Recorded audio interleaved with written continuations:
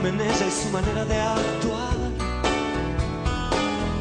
Dar es dar, y no decirle a nadie si quedarse o escapar. Cuando el mundo me pregunta del por qué. Hola, buenas tardes, otro viernes más en la ciudad y como todos los viernes a las 13 horas, esto es Coordenadas, un punto de encuentro entre la DAS y su gente, el programa institucional de la Dirección de Ayuda Social para el personal del Congreso de la Nación.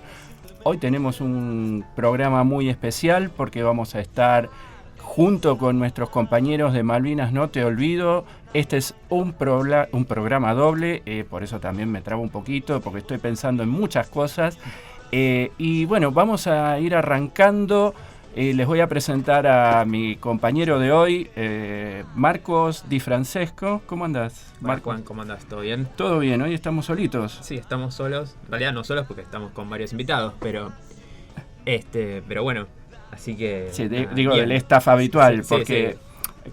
Recordemos que bueno, Miriam está con ocupaciones institucionales y Agustina también la está acompañando en estos momentos, así que quedamos nosotros y bueno, iremos haciendo todo lo posible para que el programa salga con la misma calidad que siempre. Exactamente. Nosotros podemos también. Sí. Bueno, lo vamos a hacer. Sí. Y bueno, vamos a ir presentando a los invitados, pero antes vos me podés pasar las vías de comunicación. Sí, las vías de comunicación. El mail es coordenadasradio.das@das.gov.ar. El Twitter es coordenadasr. La página de la DAS es www.das.gov.ar. El Instagram es @coordenadasradio y el teléfono del estudio es 4378-5545. Y si nos quieren volver a ver, ¿dónde nos ven? Nos pueden ver en el canal de YouTube que es Coordenadas Radio. Bien, y escuchar también, porque también es radio, ¿no? Sí, sí. Sí, yo también me quedé con la imagen de televisión porque Marcos, les cuento un poquito, es nuestro editor junto con...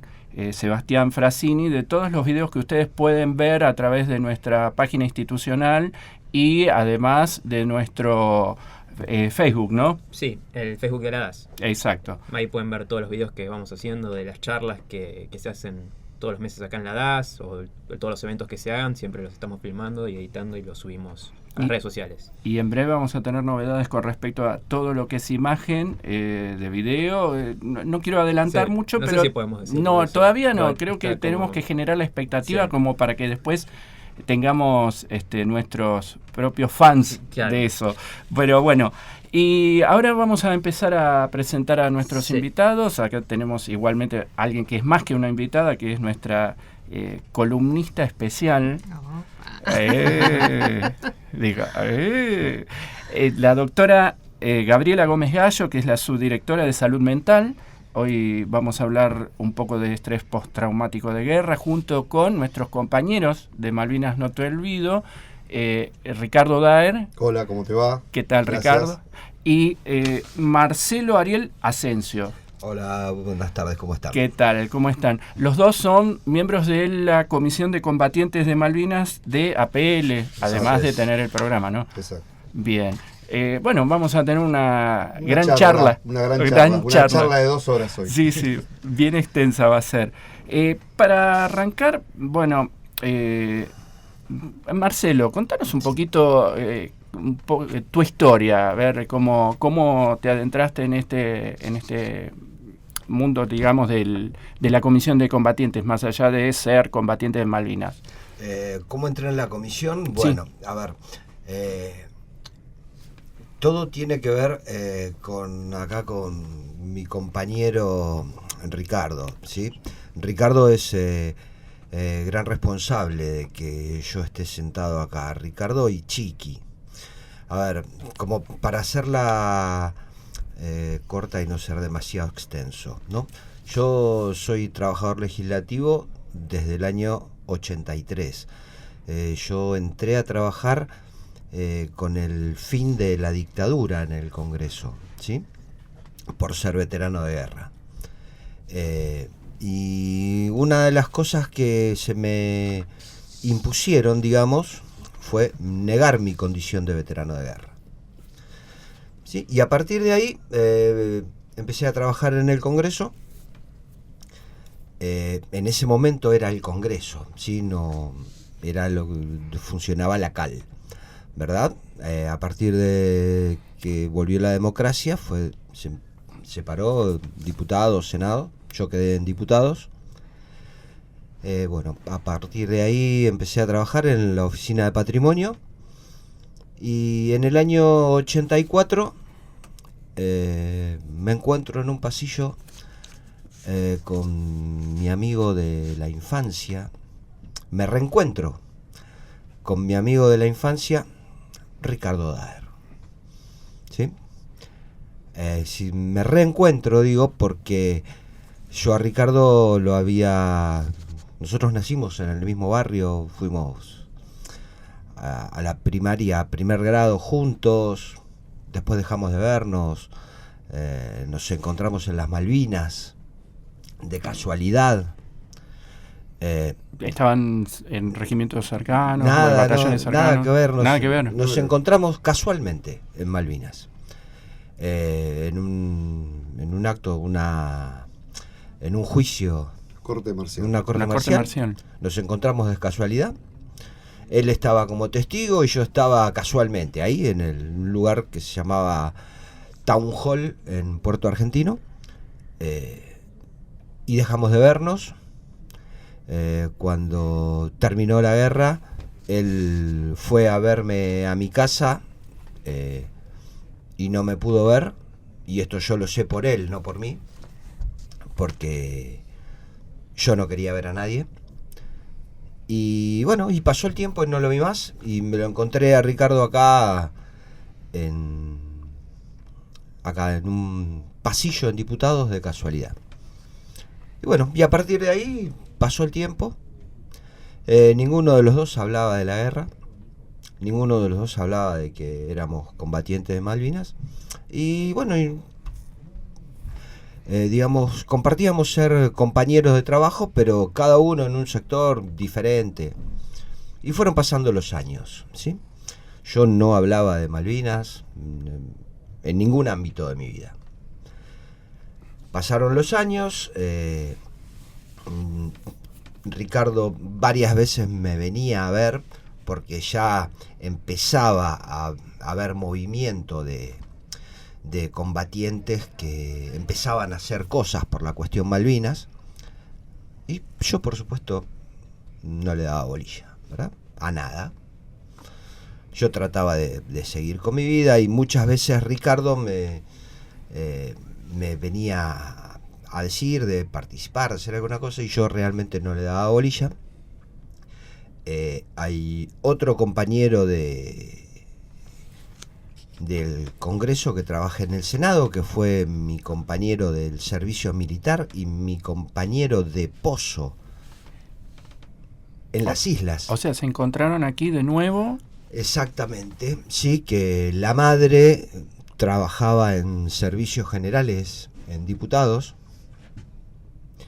y bueno, con el que teníamos relación. Yo me encontré con la madre acá, y cuando me crucé con la madre no lo podíamos creer. Yo tampoco sabía que él, que había sido mi compañero de pozo, trabajaba en el Senado, pero yo tampoco participaba de ninguna cosa, y ya te digo, fueron pasando los años, hasta que, bueno, si me pasan cosas a nivel personal, en un momento de mi vida, es decir, cuando nace mi cuarto hijo, yo quedo viudo.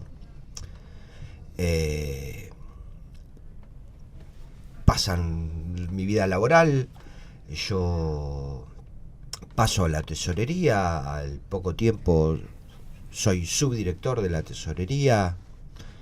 Sí, pasan algunos años, yo me reencuentro con una mujer que habíamos sido compañeros del secundario, nos casamos, ¿sí?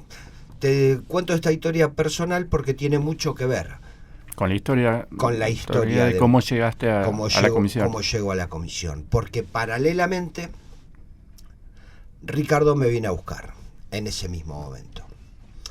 Ricardo y Chiqui me vienen a buscar, pero puntualmente Ricardo me viene a buscar Y en esos momentos me viene a buscar, pero me viene a buscar muy fuerte. ¿Sí? Me viene a buscar y me insiste una vez. Y primero me dice, mirá que se está formando la comisión. Y un día voy y participo de una reunión y después no voy más. Y después me dice, mirá que estamos juntando plata para hacer una cosa. Y yo le doy la plata y no voy. Así, y una vez, y dos, y tres, hasta que una vez me convencé y empiezo a ir. Y bueno, y me empezó. Y esta mujer con la que yo me caso, que es mi esposa, no sé si tiene que ver o no, yo calculo que sí, es psicóloga. ¿Sí? Y yo calculo que entre Ricardo, Chiqui y mi esposa fueron los que me empujaron a que yo me suelte, a que yo empiece a hablar. A ver, mis 4 hijos sabían que yo era veterano de guerra, pero jamás me habían escuchado hablar de Malvinas. De hecho, no sabían prácticamente ni siquiera cuáles eran las cosas que a mí me habían pasado o qué. Y bueno, desde hace 5 años. Un poquito más. 5, un poquito más. 6 años. 6 años. Están trabajando juntos. Yo formo parte activa de la comisión y trabajo, o por lo menos trato de trabajar a la par de Ricardo. Y esto, yo, como no me canso de decirlo, soy una persona que voy a estar toda la vida agradecido de que Ricardo haya insistido de venir a buscarme, a él, a Chiqui, a Alejandra, que es mi esposa, de que me hayan empujado a formar parte de esto que para mí es, parte de mi vida hoy. Una parte muy importante de mi vida. ¿Qué importancia que tiene esto de poder juntarse y hablar y trabajar? Doctora, esto venía a cuento de lo que estoy diciendo, digo, del tema del estrés postraumático. ¿Qué sería el estrés postraumático? Como definición es una patología que la gente sufre después de haber estado sometido a una situación de estrés de cualquier índole, ¿no? Puede ser, lo traumático puede ser cualquier cosa y uno no necesariamente puede hacer una calificación de los traumas, ¿sí? No está hecha en sí mismo, porque un veterano de guerra, el trauma de la guerra, por supuesto, es enorme, pero alguien que es secuestrado, eso también es un trauma enorme, y para cada psiquismo y para cada condición psíquica, ese trauma tiene la repercusión de lo que uno puede soportar, ¿sí? Por eso digo, no es que hay grandes traumas y pequeños traumas, depende del psiquismo que lo aloja. Respecto a esto de lo que contaba Marcelo en relación a su historia, también cómo cada uno puede tramitar su trauma, ¿no? Él, respecto a lo que contaba de no poder haber, o que nunca intentó o pudo haber hablado de esto, hacerse cargo, ¿no? Decía, como que en silencio guardó tantos años esto. Quizás, bueno, influenciado también por algún contexto de la época, pero más allá de eso, lo que le pasaba a él personalmente. Y después, cómo tanto Ricardo Chiqui y su esposa colaboran para armar una red donde él puede empezar a pensar que algo de esto puede decir, y en función de esto, bueno, empezar a trabajar. Y no es, en un principio puede ser revivir el trauma, pero en realidad es poner ese trauma a la luz para poder trabajar con eso y que eso sea parte de un proceso de adaptación a convivir con eso, porque no es que uno se va a curar de una situación traumática, del vigor de la situación traumática que han vivido ellos, claramente. Pero, hay medios o situaciones, condicionamientos o personas que a uno le posibilitan en determinado momento hacerse cargo de esto y poder hacer algo con esto. Que es lo mismo, para hacer una comparación casera y que todos podamos entender, como procesar un duelo. La gente viene muchas veces y dice, bueno, no, yo ya lo superé, porque también habló de otra situación traumática seguramente, ¿no? El fallecimiento de su primera esposa. No puedo dejar de escuchar porque el vicio del que uno está entrenado no, es horrible, ¿no? Y digo, bueno, uno va haciendo con esto lo que va pudiendo. Entonces, cómo va procesando un duelo. Y la verdad es que soportar una situación traumática, uno tiene que hacer todo un trabajo parecido a una situación de duelo para convivir con eso, pero que ese estrés o esos síntomas que aparecen sean lo menos evidenciables posibles, o lo menos dolorosos posibles para el sujeto, ¿sí? Poder convivir con eso de la mejor manera. Si no, a veces, bueno, cuando están en su esplendor es en el punto donde, bueno, uno pide tratamiento. El tiempo de elaboración del duelo varía de persona en persona por esto de la construcción de su psiquismo, ¿no? Sí, en realidad hay un tiempo que uno define arbitrariamente, que son 2 años, lo define la Organización Mundial de la Salud porque es una definición arbitraria para decir, bueno, si a partir de los 2 años alguien sigue con los síntomas tan vívidos como en el primer momento, bueno, claramente eso es un duelo patológico y requiere tratamiento. En el trauma en ese sentido, sí es distinto del duelo, ¿no? Porque uno puede guardar mucha más cantidad de años. Bueno, de hecho, el testimonio de Marcelo es justo el ejemplo, ¿no? Digo, cómo pudo mantener en silencio. En silencio no significa sin repercusión psíquica. Seguramente él lo mantenía en el silencio de la boca para afuera y probablemente su cuerpo hablaba, algunos síntomas tendría. O también en su entorno, ¿no? Cómo se comportaba él, pero este aislamiento o cierto ensimismamiento que él tuvo también es parte de la expresión sintomática. ¿Y cuáles son los síntomas más frecuentes? Los síntomas más frecuentes en general son trastornos en el sueño, esto de revivir el síntoma, ¿sí? Digo, la situación traumática. Cualquier punto que a uno lo anuda a esa situación traumática lo hace como volver a aquel estado, al primer estado. Digo, un excombatiente que escucha una sirena porque pasa una ambulancia o porque pasan los bomberos, lo remite de alguna manera a algún recuerdo de situaciones de guerra y le pueden despertar sintomatología, que puede ser todo este trastorno ansioso, ¿no? Puesto en el cuerpo, estas somatizaciones, entonces se llama una crisis o un episodio adrenérgico y uno puede tener taquicardia, sudoración, temblores, una sensación como de un espasmo psíquico, ¿no? El paciente queda como perplejo y es el paso de esa sirena. Lo que pasa que es eso que remite a la situación traumática y es recordar aquel evento que fue tan doloroso para el psiquismo que uno lo intentó guardar, porque uno cómo se preserva, guardando cosas que le hacen daño. En el tratamiento psicoterapéutico es que uno puede, en la medida en que el sujeto lo soporta, ir sacando eso para que vaya reviviéndolo del modo más tolerable posible.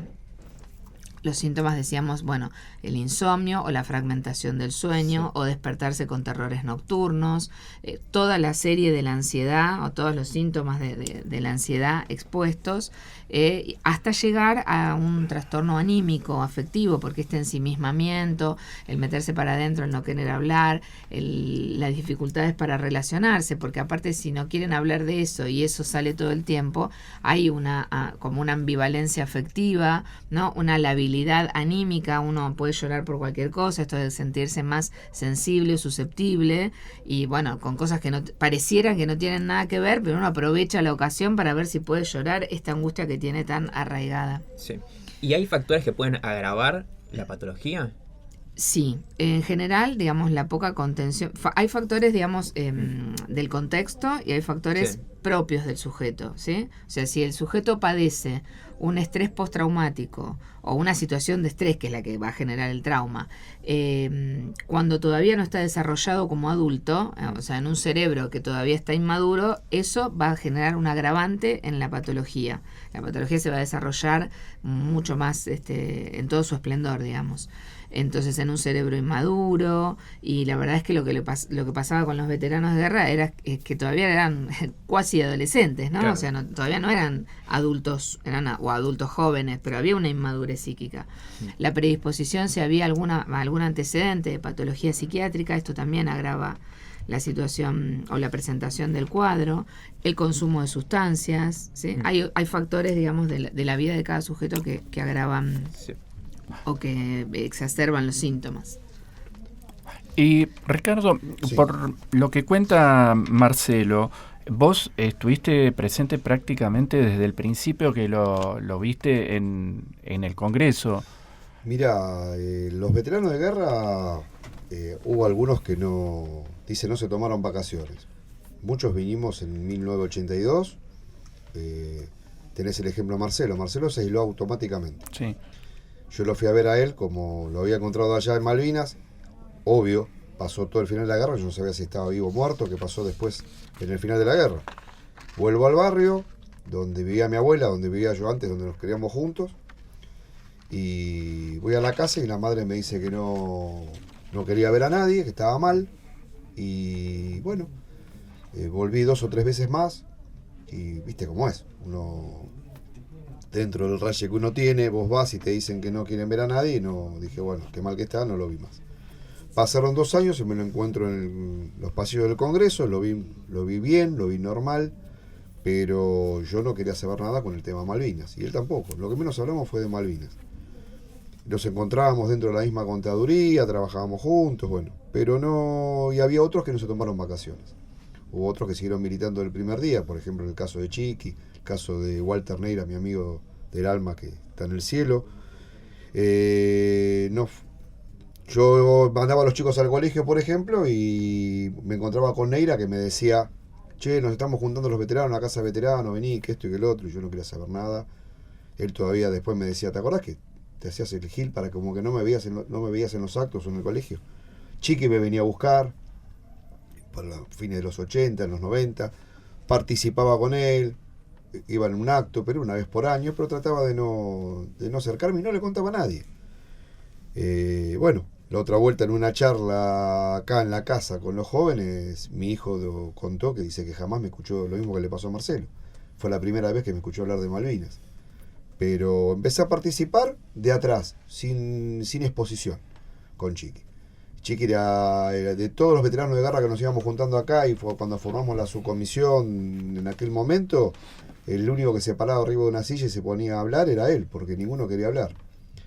Y de golpe, un día, un amigo mío, Carlito Sánchez y Liébana, tenía una radio en La Matanza, y lo escuchaba, me gustaba escuchar y lloraba.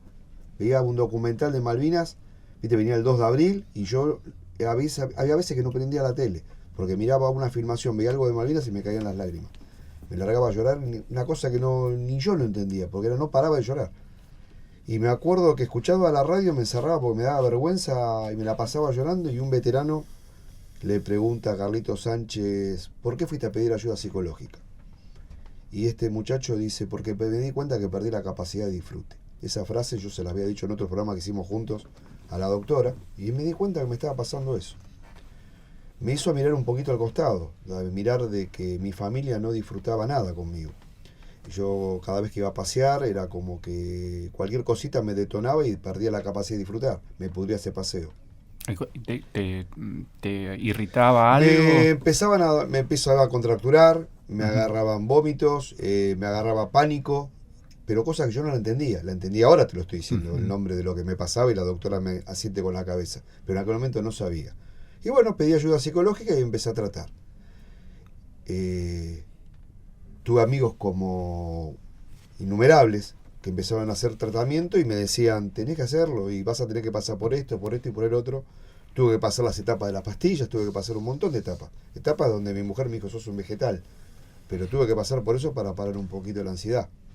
Y es crónico lo que tengo. Distimia, me dijeron. Pero bueno, es crónico, tengo que tomar citalopram a la mañana, a la noche si no tomo Zolpidem no duermo. Y así todo, miren ustedes, él dijo que lo fui a buscar una vez para poner plata. Nos juntamos para poner un pozo de agua a unas escuelitas que apadrinaban a KPL, al Chaco. Y bueno, estábamos calladitos, nunca me vas a escuchar hablar, ni una charla en un colegio, ni nada.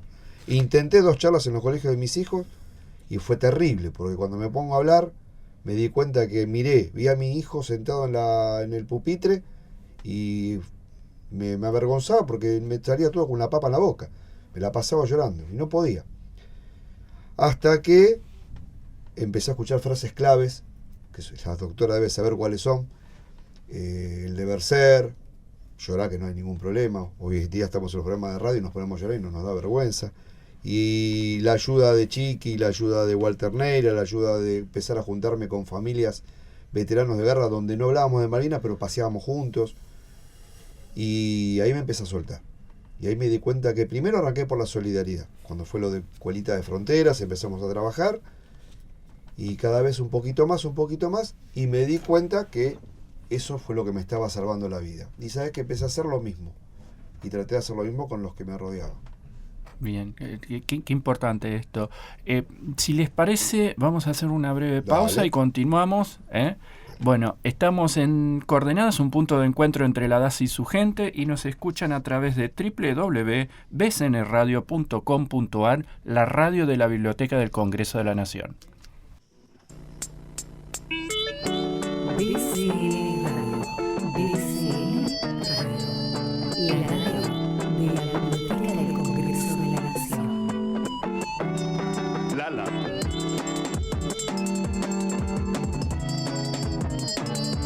La radio de la Biblioteca del Congreso de la Nación.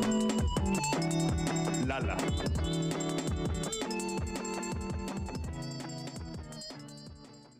Los adolescentes también tienen su espacio en la Biblioteca del Congreso. Los invitamos a conocer la sala juvenil Elsa Bornemann. Cuenta con material bibliográfico especialmente seleccionado, conformando un espacio para la lectura y acceso a la información a través de Internet. ¿Te gustaría seguir conociendo el pasado, presente y futuro de la profesión de los taquígrafos en la Argentina y en el mundo? ¿Te gustaría continuar descubriendo los tesoros taquigráficos de la colección Palant, sección taquigráfica de la Biblioteca del Congreso? Te invitamos a escuchar entonces la 5ª temporada de Palabras Dibujadas. Todos los viernes, de 15 a 16, como siempre, por BCN Radio, la radio federal de la Biblioteca del Congreso de la Nación.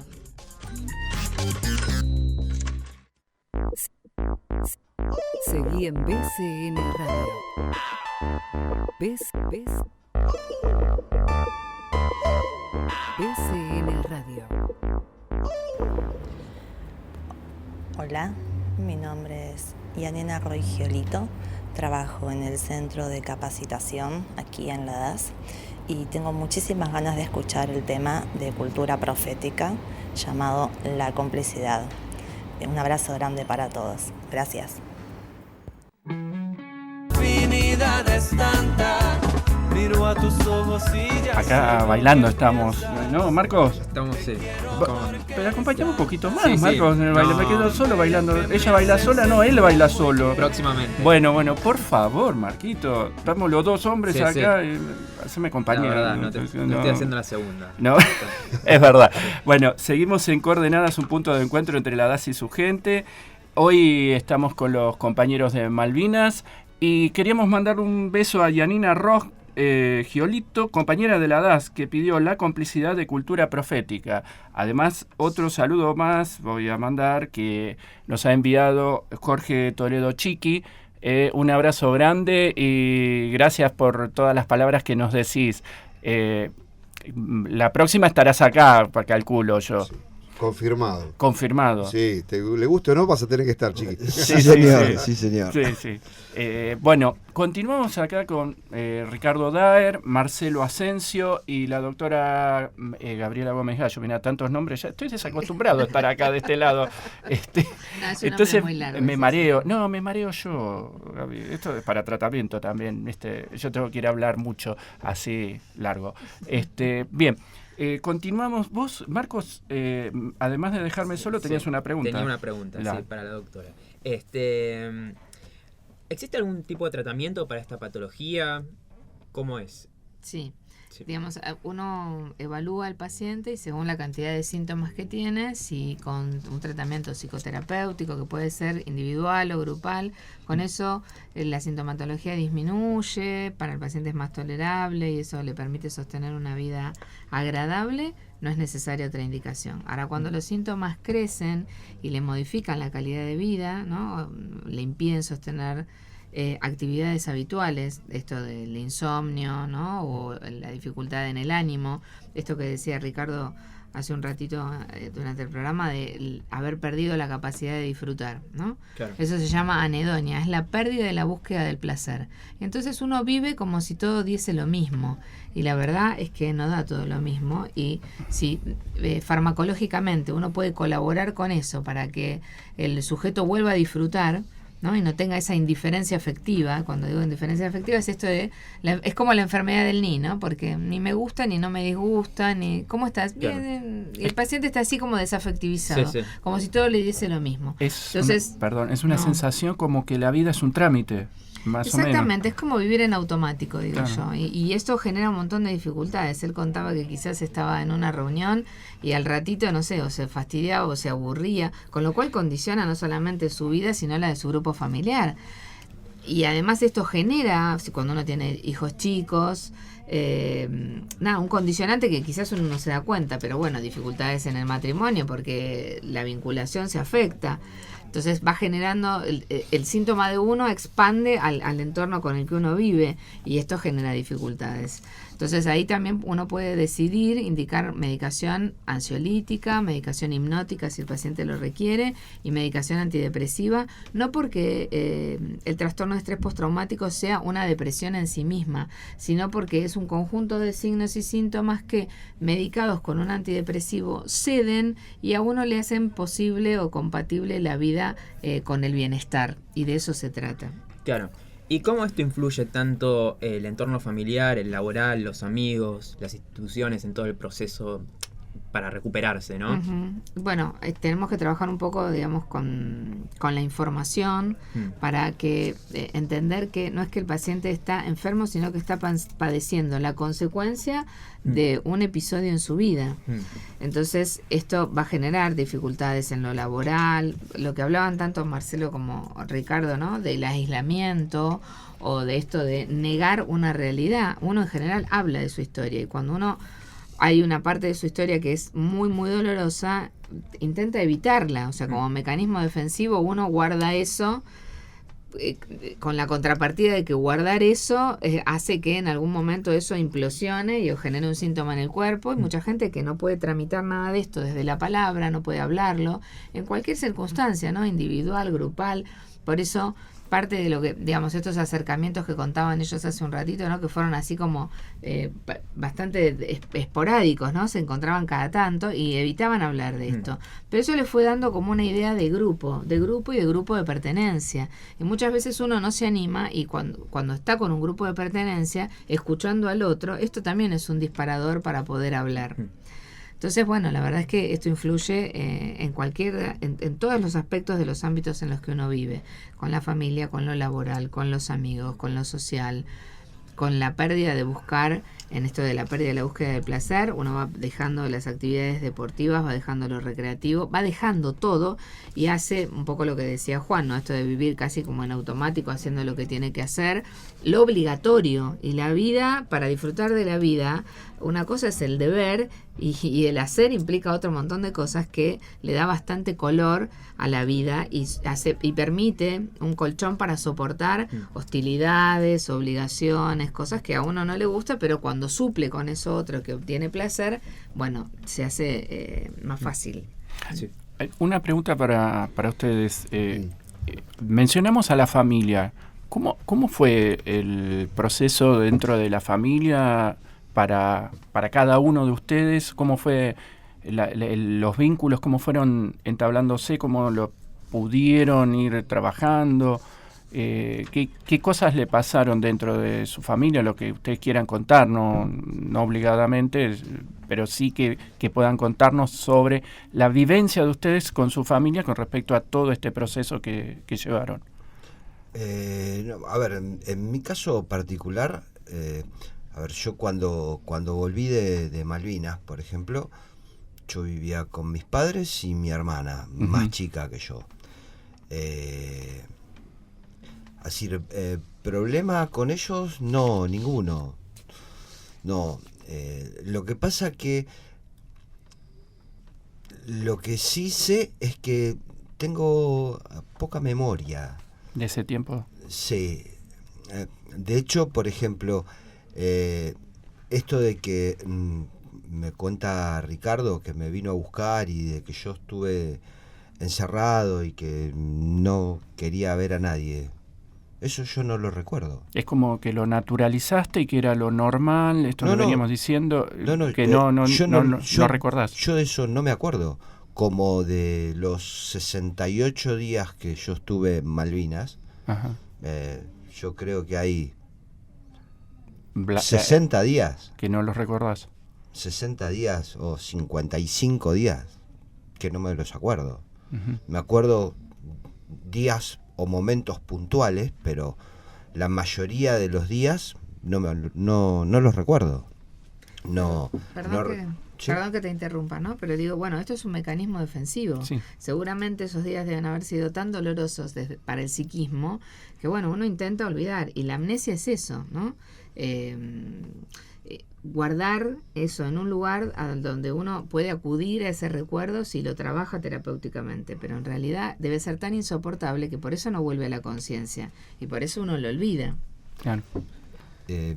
Pero lo que tiene que ver con mi familia, como te comentaba recién, mi familia en ese momento estaba compuesta por mis padres y mi hermana. Sí, yo era el hijo varón mayor, y no, problemas no, y no recuerdo inconvenientes, no, cero problemas, y las cosas que yo recuerdo son las que me contaron que pasaban. Sí. ¿No? Como que yo en algún momento algo a veces contaba, pero nada, esporádico. Que yo recuerde por mí.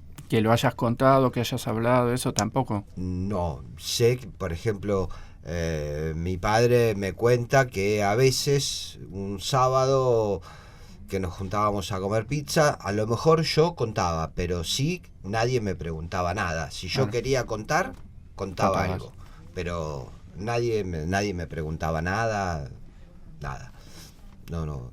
Sí, mi vida empezó a mejorar a partir de que yo me cambié del trabajo, es decir, que me inserté laboralmente en el Congreso. Yo antes tenía una peluquería, yo era peluquero de hombres, tenía una peluquería y un tío me dijo, no, tenés que laburar acá, y me acuerdo que cuando cobré el primer sueldo lo quería asesinar a mi tío porque estábamos en la época de los milicos. Claro, era muy bajo de los sueldos. Un desastre, y me acuerdo que mi tío me dice, espera que venga la democracia, y hoy mi tío falleció no hace mucho y se lo voy a agradecer toda la vida haberle hecho caso, que ustedes tal vez lo conocen.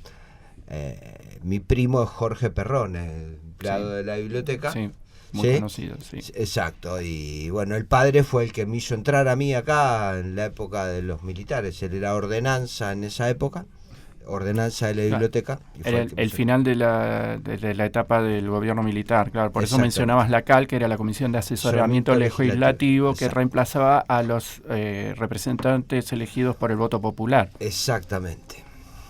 Así es. ¿Y vos, Ricardo? El tema fundamental, yo siempre digo que, capaz que la doctora coincide, mi opinión personal, yo a veces digo que hay más suicidios que muertes en Malvinas, que son no solamente quien se pega un tiro y se ahorca se suicida, sino también quien cae en una adicción también se está suicidando. Y para mí tiene mucho que ver el entorno. Yo, al margen de que me crié con mi mamá, mis hijos se separaron cuando tenía 8 años, me volví a encontrar con mi viejo hace 10, pero me crié con mi mamá y mi abuela solamente. Y bueno, el servicio militar, una de las cosas que más preocupado me tenía, que si me moría en la guerra, ¿qué iba a pasar con mi vieja? Yo me acuerdo, le contaba el otro día, estábamos hablando con mi mamá de eso. Que le decía, mirá vos qué cosa, ¿no? Mi mamá ahora está preocupada por si se muere no dejarme problemas, porque es muy grande, y yo le digo, bueno, che, dejate de bromar. Yo cuando era joven, cuando estaba preocupado que si me moría acá, ¿cómo hacías para encontrarme? Mirá de qué cosa se preocupa uno, ¿no? Cuando se está por morir. Pero yo pienso que tiene que ver mucho el entorno, porque llegué y tenía un hogar lleno de amor. Mi vieja fue papá, mamá, y mi abuela también, y bueno, el cariño, el entorno me ayudó yo pienso que con cariño se puede todo, ¿no? Y había muchos veteranos que no, muchos veteranos que se encontraron, y después también la suerte que tuve de casarme con la mujer que me casé, y el hogar que hice, ¿no? Me ayudó muchísimo. Pero también yo digo, ¿qué hubiera pasado si el destino hubiera sido distinto? si me hubiera encontrado un hogar destruido o me hubiera tocado una mala mujer, y muchos no tuvieron esa suerte. Y eso tiene mucho que ver también en lo que va a sumar el trauma. Acá estaba hablando la doctora, que yo voy anotando, el tratamiento, cuánto tarda el duelo. Me estaba diciendo 2 años, no te olvides que nosotros estuvimos abandonados 25 años. Y el soltar, a veces encontrarme con gente, porque yo le digo hermanos a los veteranos de guerra, nos encontrábamos en un reclamo, en Plaza de Mayo, en una protesta, en algo, y en ese encuentro, aunque estuviéramos protestando, nos corrían con gases lacrimógenos o nos daban a palo, no parábamos de hablar, doctora, entre nosotros. Entre nosotros nos ponemos a hablar entre pares, nos contábamos todo, y después no hablábamos con nadie más. Esto que vos señalabas del afecto, ¿no? Sí. De una familia contenedora, tu mamá, la familia que armaste, quienes te esperaban.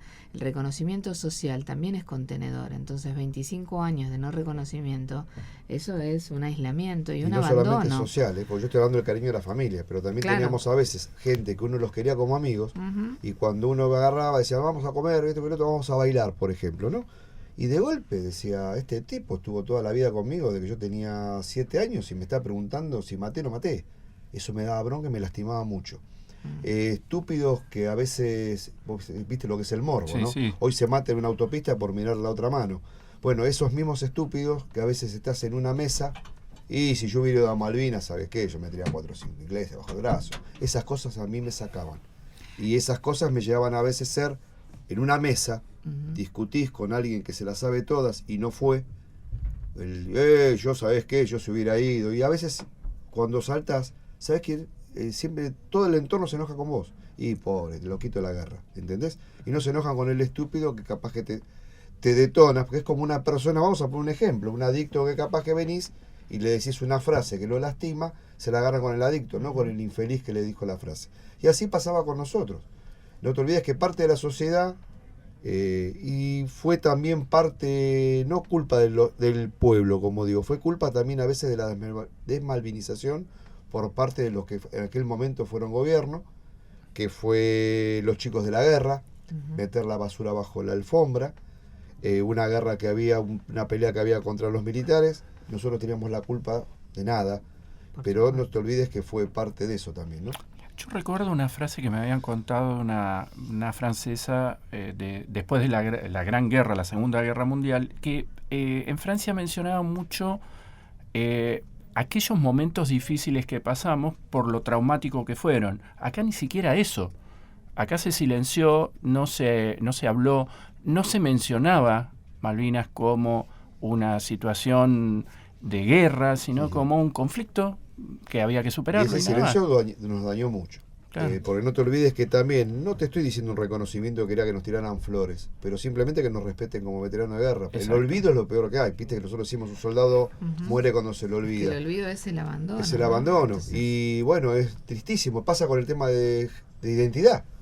Okay. Mis viejos se separaron, hubo una pelea muy traumática en su momento, pero yo me encontré con mi viejo hace 10 años y ahora tengo 2 hermanas gracias a ese encuentro. Y a mí no me importa, le dije, viejo, no me importa lo que pasó en el pasado. Recuperé la identidad, recuperé a mi viejo. Un tipazo, problema de ellos dos, la vida de ellos es el problema de ellos. Yo a mi viejo lo amo, a mi vieja la amo, y mis hermanas que tengo ahora las amo por parte de mi viejo. Pero es un tema de identidad también. Imagínate que viene y te dice, no, tu viejo no te quiere ver.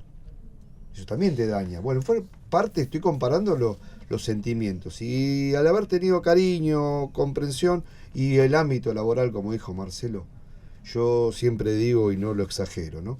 Yo tengo que besar el mármol del Congreso de la Nación, laburé todos los días a los que dice que esto no me importa. Yo disfruto, sé que gracias a este trabajo formé mi familia, formé mi futuro, estoy acá sentado, miren ustedes, estoy malvinizando una radio gracias al Congreso de la Nación. Más vale que hay una militancia de los veteranos de guerra que supimos ganar con humildad y con trabajo un espacio, pero lo hicimos porque tenemos trabajo. Tuvimos la dignidad del trabajo y eso es impagable. Y muchos veteranos de guerra, no se olviden, que no los tenían. Cuando yo entré a trabajar acá, me hizo entrar una persona por lástima y porque le dio pena. ¿Saben cuál fue el consejo que me dio? No digas que sos veterano de guerra porque capaz que no pasás el psicofísico para entrar. Y la doctora sabe que en Pensé aquella que- época era así. Sí, una cuestión de prejuicio, ¿no? Por eso cuando vos señalabas las cosas que puede decir alguien en una mesa, yo creo que la desinformación, la ignorancia, el prejuicio, lo inadecuado, ¿sí? Hace que no se arme esta red de contención que este trabajo particularmente la tiene, ¿no? O sea, así como vos señalabas el sostén que tuviste y la contención en tu casa, tu familia. Muchas veces el Congreso lo que tiene como institución es una red de contención enorme y eso habilita a que cualquier sujeto pueda recuperarse. A veces nosotros trabajamos también con los chicos de la Secretaría de Prevención de Adicciones y en relación a eso yo decía que teníamos una ventaja muy importante, ¿no? Porque la reinserción laboral se da en esta casa como en ninguna otra. Entonces también la reinserción laboral, si se baja desde una política así, ¿no? En lo que es la malvinización, es darle al sujeto un espacio y uno necesita el espacio familiar, todo el espacio laboral, son todas cuestiones reparadoras. Ahora, si nosotros pensamos que los excombatientes eran adultos jóvenes con un cerebro inmaduro, muchos sin ningún tipo de entrenamiento, no estoy hablando del entrenamiento militar que claramente no lo tenían, también muchos ignorantes, sin capacitación, chicos desnutridos, gente que reclutaban del interior del país. Entonces, bueno, por supuesto que la expectativa para ese sujeto va a ser mucho más horrorosa que de otro que venga de otro estrato. Hablando del prejuicio, a veces me daba risa, ¿no? Vi un folleto donde se nos estaba invitando a hacer un tratamiento psicológico y veía el dibujito que estaban los doctores, los militares de un lado, todos bárbaros, y el veterano, el dibujito del veterano de guerra que entraba todo barbudo, todo peludo, todo jorobado. Y yo digo, esto es una vergüenza. ¿Por qué tenemos que estar arrugaditos, todo hecho? Era viste, un dibujito de atrás del Clarín, no me sale el nombre, era Diógenes. Era Diógenes entrando a un consultorio médico. Digo, si quien me va a atender me tiene ese prejuicio, bueno, y a veces también ahuyenta al que va a hacer un tratamiento el prejuicio del otro lado. Claro, ¿no? el temor a ser etiquetado, a que tenga que construir una identidad que no es la de él, ¿no, sí, doctora?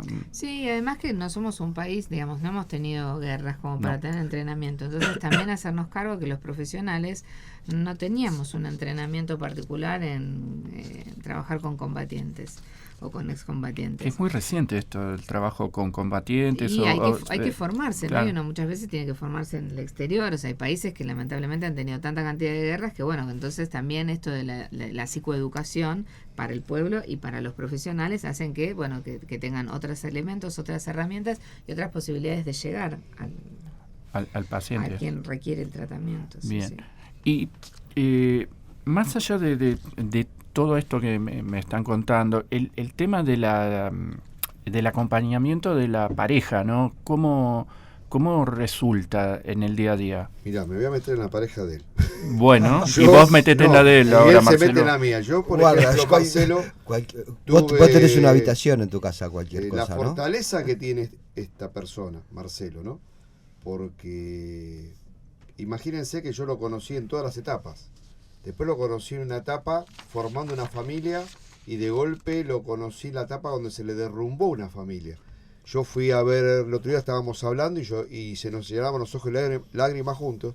Voy a ver a su hija y a su vez abrazándolo, dándole el pésame porque había fallecido la señora. Y así todo llegó a ser subtesorero, cuando yo en esa época después fui jefe de compras, de suministros, pero vi que no se derrumbó. Y cuando vi el método con el que a mí me sacaron del pozo, como decimos los veteranos, dije, yo a él lo tengo que sacar. Y ahí fue cuando él cuenta la etapa que lo empecé a hinchar después de muchos años, porque dije, no, Marcelo, no puede ser que esté tan indiferente y hoy en día es una bestia de trabajo. Está trabajando conmigo al par mío, como al par de Chiqui y el resto. Pero me di cuenta de que le cambió la vida también, ¿no? Haber encontrado el amor nuevamente y haber formado una familia. Eso es la ayuda del entorno. Claro. Tuvo también 2 veces la suerte de poder tener un apoyo y bueno, eso es lo que admiro de él y bueno, en el caso mío también. Bueno, nosotros vamos cerrando nuestro espacio. Sí, vamos que viene el programa que sigue. Sí, el viene que Malvinas, sigue, no te olvido. Sí, hay gente esperando ahí Ustedes en la acá no puerta. se van, ¿eh? No nos vamos, nos Ustedes vamos. de Ya acá no estamos. se van. No, No. por eso casi no nos vamos a despedir, ¿no? Vamos a decir que cerramos este Mientras bloque. ustedes ¿no, Marco? hablaban, yo anotaba preguntitas ahora Sí, para hacer a la yo doctora. vi que estás anotando mucho. Nos va a interrogar, doctora. Nos va a interrogar ahora. Guarda ahora. Ahora, prepárate, dijo. Marcos, bueno, nosotros seguimos un rato más. Seguimos un rato más. Bien, igual vamos haciendo el cierre formal del programa. Esto fue Coordenadas, un punto de encuentro entre la DAS y su gente. Muchas gracias a todos, muchas gracias a la Comisión Administradora de la DAS, a las autoridades de la Biblioteca del Congreso por el espacio que nos ceden. Y bueno, Juan, gracias por habernos... Sí, pero que no se vaya. No, Juan no se queda, pero... No, quédense todos. Que ya se quedan todos. Juancito está ahí, firme, viene Lara ahora. La está viendo, está preparada, le está corriendo la silla ya. Le está corriendo la silla. Bien, seguimos en un ratito, vamos a hacer la transición. Esto fue Coordenadas, un punto de encuentro entre la DAS y su gente. Hasta la semana que viene.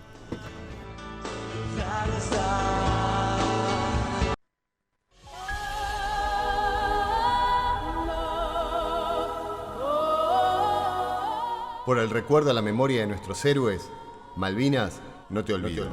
Conocer la historia de la guerra y posguerra contada por sus protagonistas, los combatientes. Todos los viernes, 14 horas, en BCN Radio.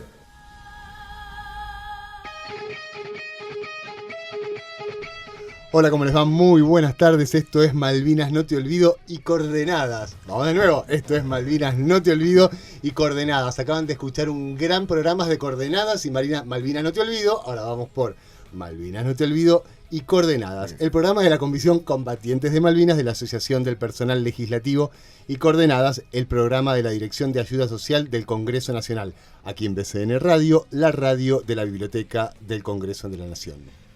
Y en las líneas telefónicas, esto está al Y revés. redes Estamos sociales. todos locos. Estamos todos a locos. distintos tiempos. No sé qué pasó Claro. en la hora anterior con Coordenadas, pero uno está acelerado, el otro está como más tranquilo. Pongámonos todos al mismo tiempo. ¿Quién está en los teléfonos? Vamos a empezar En bien. las redes sociales. Karina Guevara ¿Está y Karina? Kevin Daer. Muy bien. ¿Está bien? Mira, pero se lo escribí bien clarito. Está así Sí. grandote. Y nuestra operadora, Lara. ¿Bien? Alonso. ¿Qué? No. Lara, Alonso, hoy no hay temperatura, ni en Buenos Aires, ni en No, las Islas Malvinas. no, porque es un programa grabado. Exactamente. No sé qué problema, la culpa la tuvo, no voy a decir la marca, pero la culpa la tuvo el proveedor de internet. No tuvo la culpa BCN Radio. ¿Quién es el proveedor de internet? No lo quiero nombrar. Nunca lo vamos es con a decir. F y termina con tel, pero no vamos a echarle la culpa.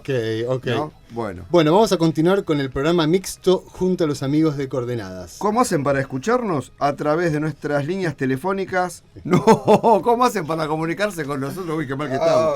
qué A través de día. nuestras líneas telefónicas 4378-5545-5546 o nos pueden escuchar por la página de BCN Radio o también www.bcnradio.com.ar. No existe más TuneIn. Muy bien.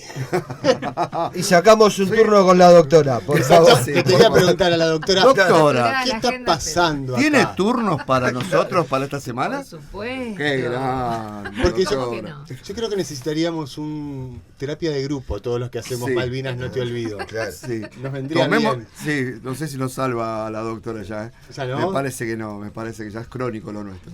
Están divinos, están divinos. Gracias, doctora. Con muy Para buen sentido del humor. continuar lo que me había quedado pendiente, que estuve anotando muchas cositas acá atrás. Sí, te Después vi. vamos a las preguntas, sí, pero estábamos hablando de los tratamientos. Sí. ¿No es cierto? Los tratamientos. Yo digo que, bueno, va el contexto, olvídese del contexto del paciente, usted le llega un paciente y le empieza a contar, por supuesto, el contexto de familia, y viene y le dice, estuve 25 años, pasé una guerra, hace 25 años me pasó esto y el otro. ¿Cómo revierte usted esos 25 años de abandono? ¿En qué situación se encuentra usted como profesional para evaluar a un veterano de guerra? Usted dijo que acá en la Argentina no estamos acostumbrados a la guerra. No. Acá los que nos están atendiendo a los veteranos tuvieron que hacer cursos especiales sobre estrés postraumático bélico, que después viene la pregunta. Exacto. Ahora, el tema. Usted se encuentra en la DAS Ujú. con un paciente que hacía 25 años nunca le habían dicho que tenía que hacerse tratar. qué pregunta, ¿no? Primero, sí, lo primero que yo haría, digamos, es escuchar primero por qué vino, si lo mandaron, si vino porque quiso, si tiene algún síntoma, qué lo trae al consultorio. Eso es lo más importante para ver por dónde arrancamos, porque si en 25 años no hizo ninguna consulta, ¿no? Eso ya es llamativo. Es llamativo y en algún punto es diagnóstico. Entonces, digo, me tengo que encontrar con cuáles son los síntomas que el paciente trae. A veces no viene el paciente, lo traen, ¿no? Le mandan y yo a veces digo para que la familia lo deje de molestar o su grupo de relación, bueno, dice, bueno, voy a una consulta para darme cuenta que no tengo nada. El punto es que nosotros no podemos convencer a nadie si el sujeto cree que no tiene nada. Entonces, en ese sentido hay que darle una serie de entrevistas, no armarle ninguna cosa planificada, ¿sí? Sino darle un espacio. Y en ese espacio que empiece a hablar. Empieza a hablar hasta que nosotros vayamos encontrando cuál es el síntoma y si el paciente se hace cargo del síntoma que tiene, que nos permita ayudarlo con ese síntoma. Y respecto a eso, ¿cuál va a ser la indicación? Bueno, la indicación es en función del síntoma, pero también uno va tomando al sujeto como un todo. Entonces, si el paciente está reticente a hablar de lo que le pasó, no vamos a forzar esa situación. Nadie va a ir a preguntar puntualmente, bueno, ¿y qué pasó? ¿Y qué vivió ese día? No, porque hay que ser muy respetuoso. Y si ha guardado todo este sufrimiento, ¿no? Durante 25 años, quiere decir que algo le pasa con poder hablar.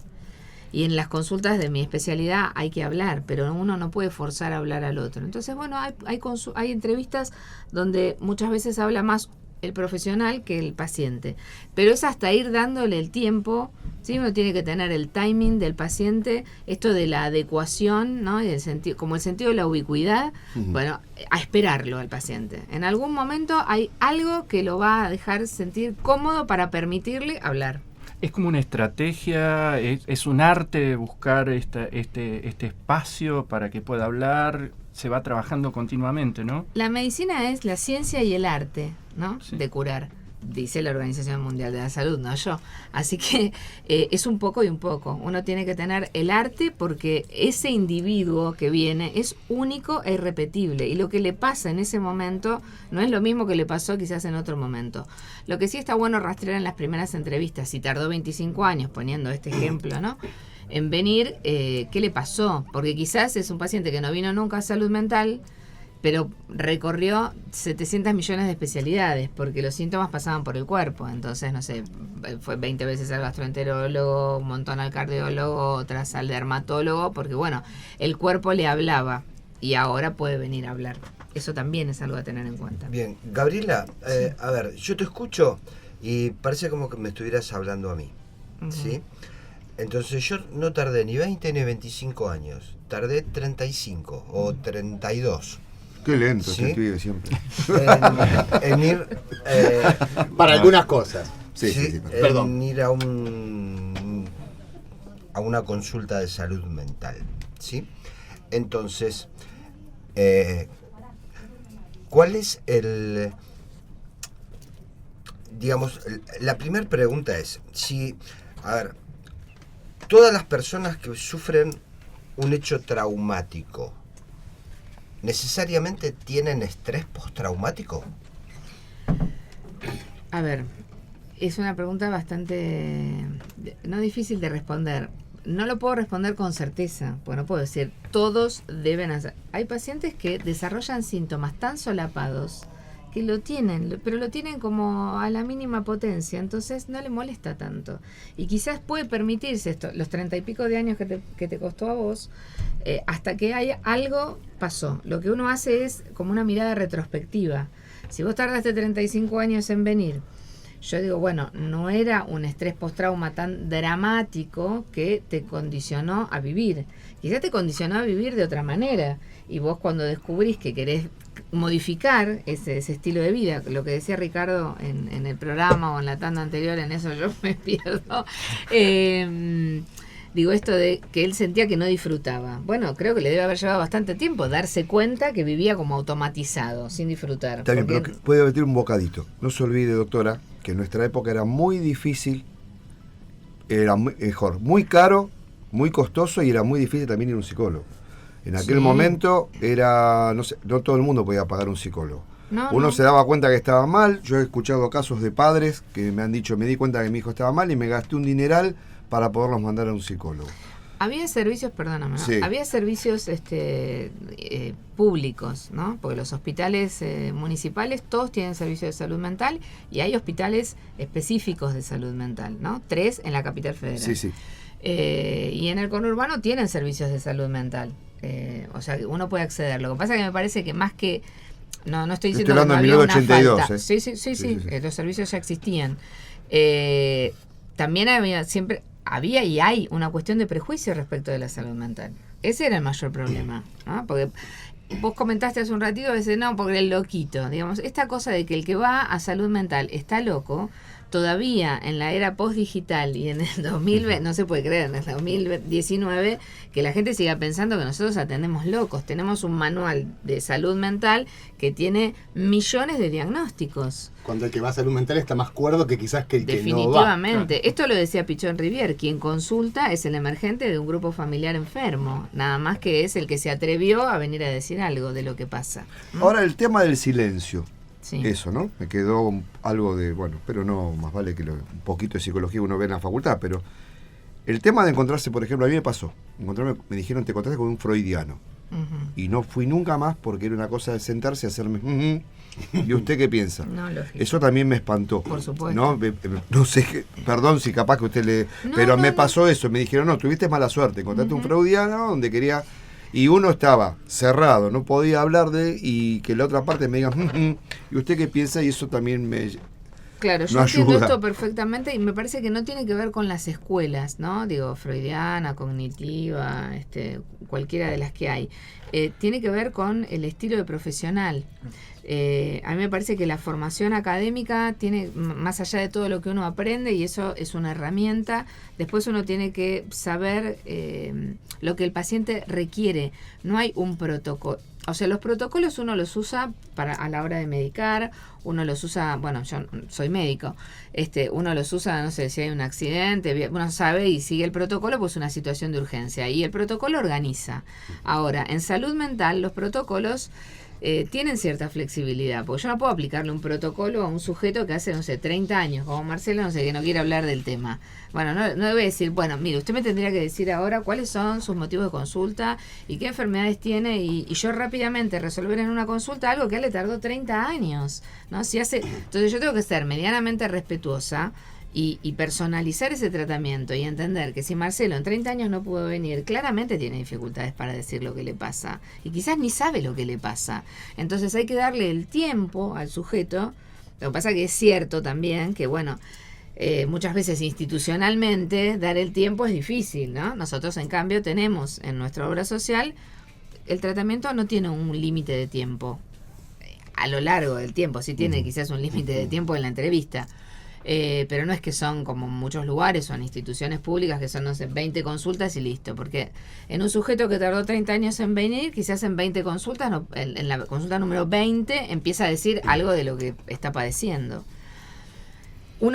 Hay que ver lo que necesita el otro.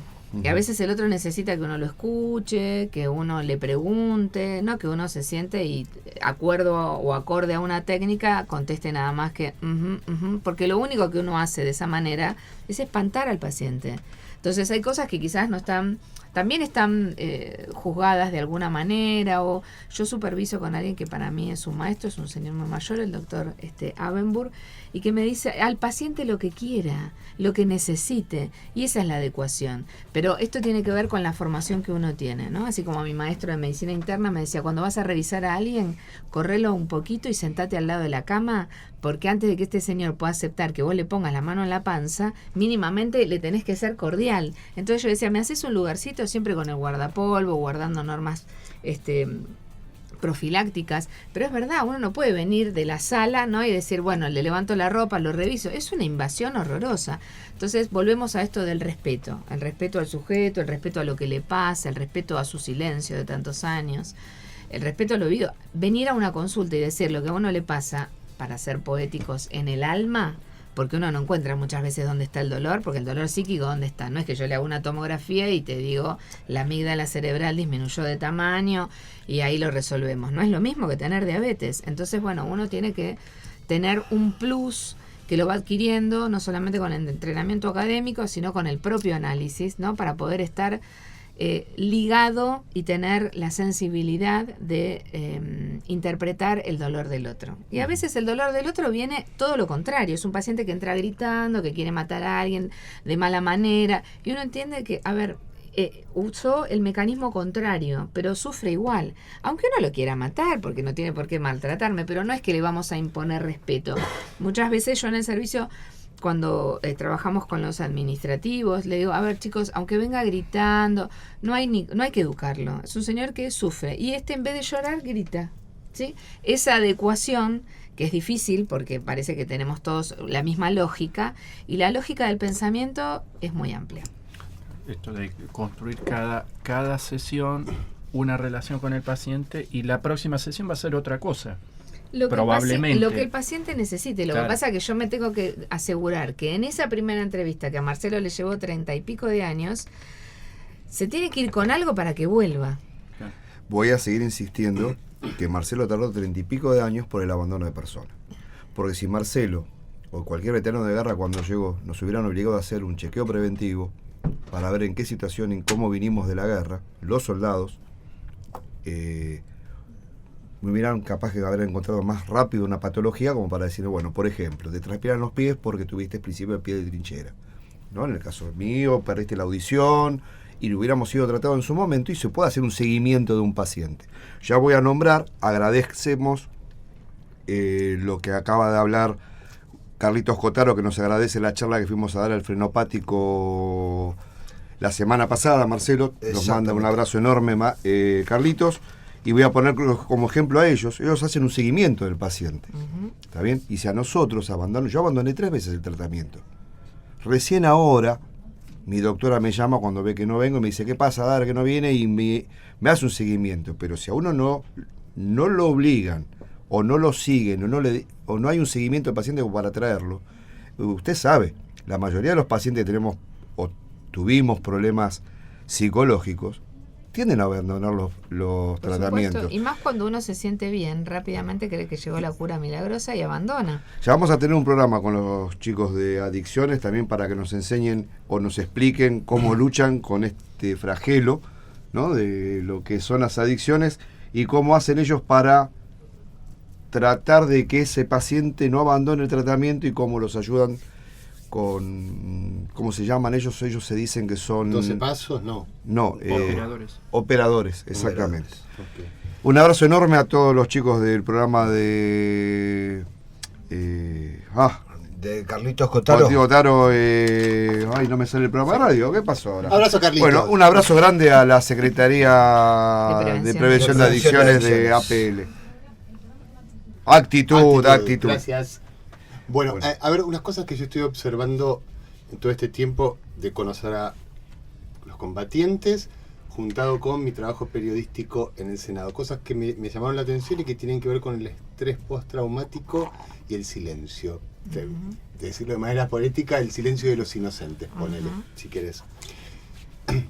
Hay una ley que para mí es la mejor ley de los últimos 8 años, de una senadora entrerriana que se llama Sigrid Kunat, que lo que hizo ella para mí es algo espectacular, que es, ella suspende la prescripción de poder hacer una denuncia cuando hubo abuso sexual en niños. Porque ¿qué sucede con los abusos sexuales de los niños? Tarda muchísimo tiempo en poder abrirse, en poder lograr la fortaleza, en poder ir y hablar acerca de esto. Entonces, a partir de esta ley, uno puede tener 80 años y si fue abusado sexualmente cuando era menor, puede hacer la denuncia. Y en jornadas me he encontrado con muchos ahora adultos mayores, adultos de 50 años, 40 años, que han sido abusados y que también han guardado un silencio de 20, 25 años, 30 años. Conociéndolos a ellos, para mí era inevitable comparar la situación. Totalmente. ¿Qué es lo que detona o qué es lo que lo prepara a uno para estar listo para hablar? ¿Qué situaciones? A veces son situaciones particulares digamos, porque en esto hay que medir la calificación psíquica del sujeto, ¿sí? Digo, nosotros podemos tener distintas estructuras, ¿sí? Y esto hablo de lo que es la neurosis, lo que es la psicosis, lo que es la perversión. Cada estructura soporta una situación traumática de determinada manera. Tomando esto que decís vos, el tiempo que a un sujeto le demora en poder desarrollar los síntomas es absolutamente personal, ¿sí? ¿Sabes cómo se llama la ley? Respeto al tiempo de las víctimas. Totalmente. Por eso digo, recién Ricardo señalaba lo obligatorio de hacer un examen, ¿sí? El examen físico, uno sí puede detectar patologías clínicas en el acto o casi de inmediato que evitaría el deterioro a lo largo del tiempo. En el caso de salud mental, lo que nos llevaría es casi un estudio estadístico. Nosotros podemos hacer un estudio, supongamos que termina la guerra ahora. Entonces nosotros tomamos los excombatientes y le tomamos una batería diagnóstica de test. Quizás ese sujeto en este momento que le acabamos de tomar la batería no desarrolló nada. Lo que sí nosotros tenemos, la primera foto, ¿no? Del psiquismo a la salida de la guerra. Ahora, con las situaciones particulares de cada uno en sus vivencias, porque eso sí, o suman o restan a desarrollar la patología del estrés postrauma. Porque a pesar de que, por ejemplo, en el caso de lo que contaba Ricardo, de su historia, cómo él la desarrolló, bueno, en el contexto en el que él la desarrolló está mucho más amortiguada. En un sujeto que no tuvo esa contención, probablemente son esos sujetos que también Ricardo señalaba antes, la cantidad de suicidados que tenemos posguerra, ¿sí? Y que algunos fueron de inmediato, otros fueron a los 5 años, otros a los 10 años, y es difícil de encontrar, si la lectura es inmediata, la respuesta a eso, porque la gente con esta cosa del prejuicio y del desconocimiento dice, pero 20 años más tarde. Y 37 sí. Años también, hace poquito también tuvimos. Pero por casos. Supuesto, por eso digo, respecto de lo que señala Mariano, entre esta ley o entre lo que le pasa a la gente abusada, que el abuso es un trauma. Entonces, por eso yo cuando definía lo que es estrés postraumático, no importa cuál es el trauma puede ser haber sido tomado de rehén, participado de una guerra o haber sido abusado sexualmente. ¿Cuándo uno va a desarrollar el síntoma? Bueno, depende de la madurez, del psiquismo, de las condiciones sociales, económicas, ambientales y culturales en las que uno se desarrolla y fundamentalmente de la contención que tiene, ¿sí? Lo que pasa también, retomando un poco lo que decía Ricardo y la actuación con los chicos que trabajan con adicciones, es el seguimiento. Claramente que una vez que el paciente ya hizo su consulta, nosotros tenemos que seguirlo, no acosarlo, ¿sí? Y eso muchas veces, a veces yo le digo a los chicos, a ver, el timing, porque el timing es importantísimo. Si viene un sujeto a la consulta y yo lo apuro, yo tengo que tener esa sensibilidad para decir, no lo voy a citar en 15 días, porque no va a venir. Quizás le hago un llamadito, o le digo, bueno, le doy esto, llámeme en 2 días, 3, 5, porque lo veo que si le digo, vuelva la semana próxima, se siente acosado, no quiere, le cuesta hablar. Entonces le digo, bueno, nos vemos en un mes, en el medio busco alguna estrategia, si le doy un fármaco de darle menos cantidad para que me venga a ver porque se quedó sin la medicación. Hay que buscar, en salud mental uno tiene que ser bastante imaginativo, ¿sí?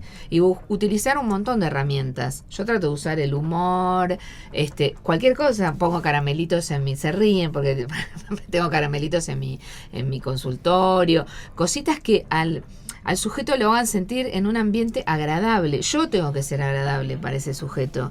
Lo tengo que hacer sentir bien, tengo que ser afectuosa. En general yo, y voy a contar una infidencia, yo no era muy afectuosa. Mi especialidad me hizo ser mucho más afectuosa y mis pacientes en general, yo al principio me ocupé nada más que de pacientes psicóticos. Los psicóticos tienen una indiferencia afectiva, entonces yo decía, le tengo que dar un plus. Y cuando un psicótico me venía a dar un beso, yo decía, no te digo que está curado, pero la restitución de este sujeto para que tenga un lazo afectivo es enorme. ¿Tus pacientes te cambiaron? Mis pacientes me cambiaron, por supuesto. Mi especialidad me cambió. ¿Tu especialidad te cambió?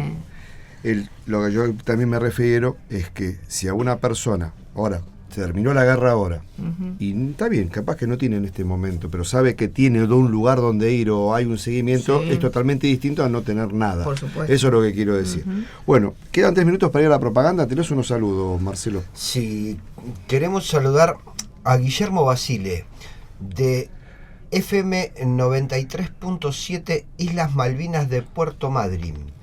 Sí, nosotros vamos a tener la suerte, el honor de que nuestro programa Malvinas No Te Olvido sea pasado en vivo en Puerto Madryn, supuestamente a partir de la semana próxima. Ya están todos los El permiso de la biblioteca ya está. El permiso de la biblioteca está, así realizados, así que nuestro programa va a salir en vivo, que lo van a poder escuchar en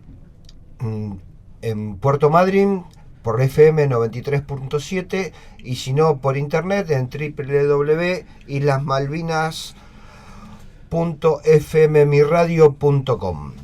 Le mandamos un abrazo enorme, gracias Guillermo por llamarnos y gracias por la propuesta. La verdad que para nosotros es un honor que de allá de Puerto Madryn nos quieran retransmitir.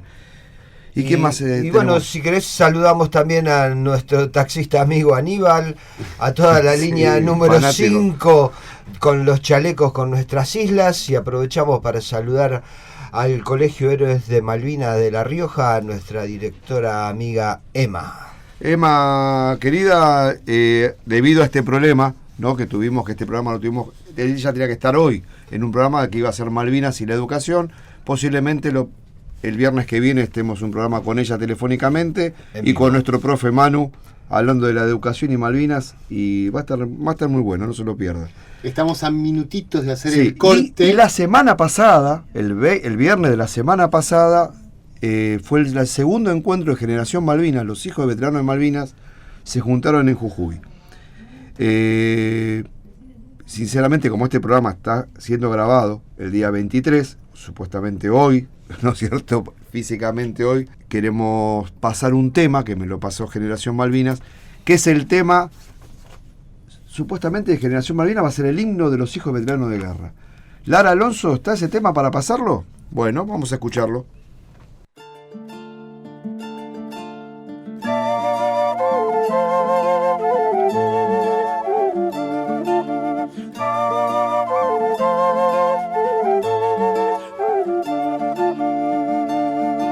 Mi padre peleó por mi tierra, jurándole a nuestra bandera. Lealtad a mi suelo argentino, fue su destino ir a pelear. La guerra y el frío acechaban, cruzando los mares llegaban, para defender nuestros sueños y ser un pueblo en libertad. Aquí mi voz y mi canción te nombran con el corazón. Aquí mi voz y mi canción por tanto coraje y honor. Nunca los vamos a olvidar, en la memoria siempre estarán. Soldados valientes serán para siempre, todo un orgullo nacional. Nunca los vamos a olvidar, en la memoria siempre estarán. Dejaron la vida allá en las Malvinas, que son argentinas y siempre serán.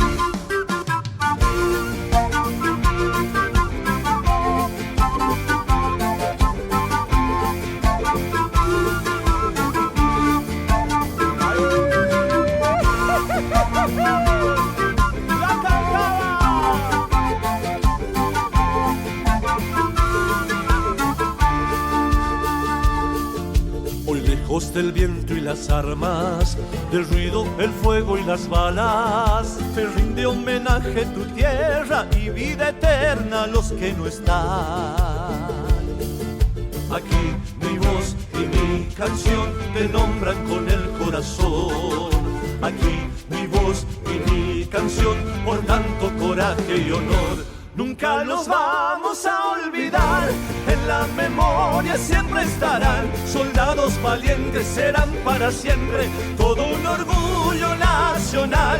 Nunca los vamos a olvidar, en la memoria siempre estarán. Dejaron la vida allá en las Malvinas, que son argentinas y siempre serán. Que son argentinas eras y siempre serás.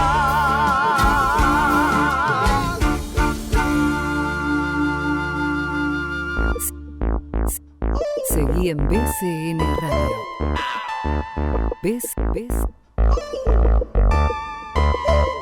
BCN Radio. ¿Conocés la sala de organismos internacionales de la Biblioteca del Congreso? Acá podrás encontrar material bibliográfico conformado por obras, publicaciones periódicas y documentos oficiales de la ONU, OEA, UNESCO, Organización Mundial de la Salud, el FMI y la Cruz Roja Internacional, entre otros.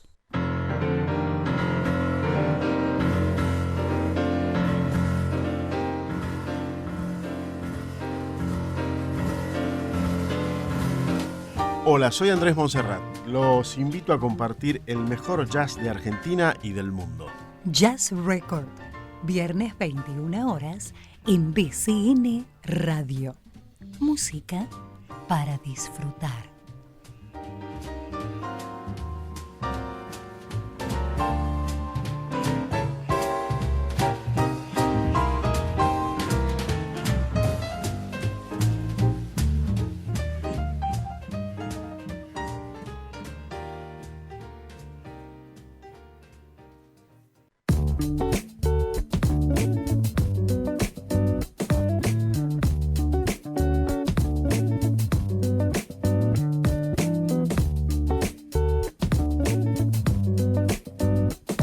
Seguí en BCN Radio.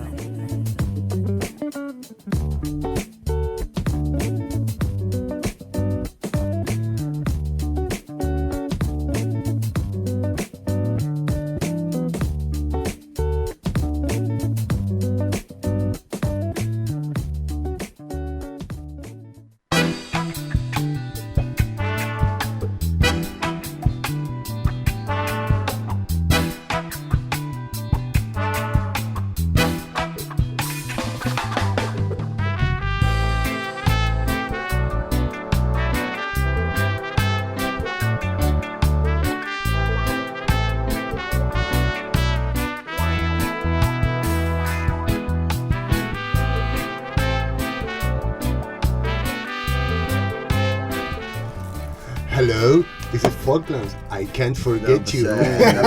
Tengo a la doctora Gallo acá que me va a defender. Tengo a la doctora Gallo que me va a defender. Definitivamente. Tranquilos. Ricardo Vera abandonó el grupo. No.